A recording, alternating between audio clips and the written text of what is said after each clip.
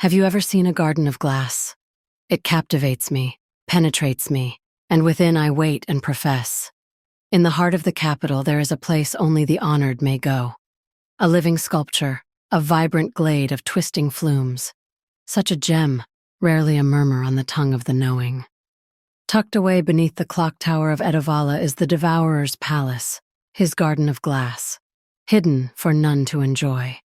A mere allusion to the shapes of nature, fashioned by the uncanny skill of artificial hands bestowed upon immortal, unending constructs. These blown glass vines wind and twist about the branches of spectral trees, cast of the same transient material. Leaves cut to natural shape, whistled and chimed in the humming wind.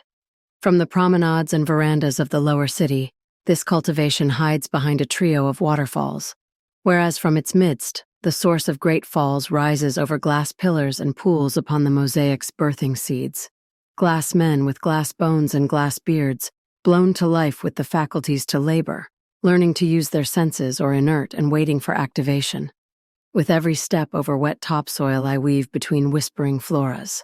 In passing, I swear I see the shapes of other magisters like me, dressed in the trappings of our immaculate office, thus concealing their damaged bodies. They are as ghosts, silently lurking in lieu of their own forlorn purposes, and as mysterious to me as I to them. The high sun's light refracts like golden spears upon the frosted glass, an invocation of my elemental birthright. Here I could linger forever, wreathed in this artisanal fragility. A rare delicacy of illusory reality where snow-capped peaks are obfuscated by the smatterings of colorful cosmopolitan spires displaced by fractal foliage.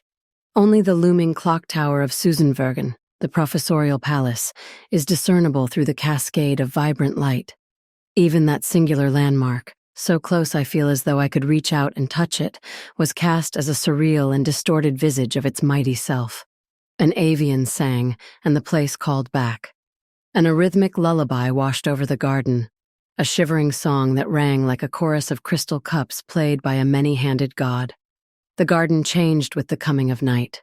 Susanvergen's sonorous toll marked the waking of a sobering wraith, the moon, Ira, who cast a pale smear against the thick, roiling clouds that blanketed the sky. Like me, she be a gray, uncanny lady, casting the garden, and I within, under a pale twilight. This is how I imagine the portrait of another world may look, ghastly, isomorphic, and thin.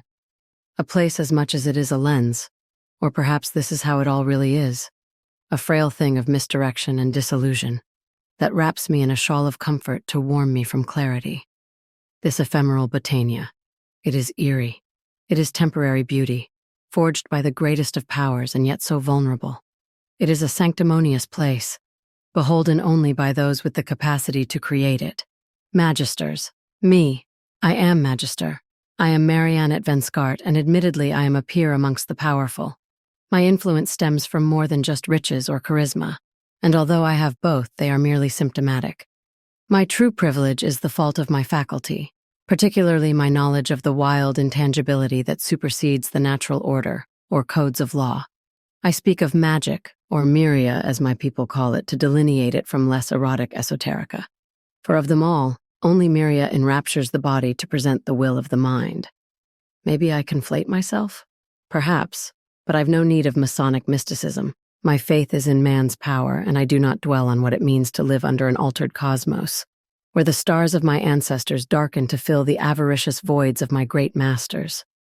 Despite my proclivities for arcane seductions, I fancy myself a pragmatic gal. I recognize that my value isn't in my strength, but in my cells, in the birthmarks marked upon me by a wild, angry gift. My gift, for which the ignorant revere me and the like-minded embrace me. You will be among them, as although these diffract cascades may conceal many impostors, one is my king, soon be uncrowned. May this garden be watered, its falls stained with royal blood.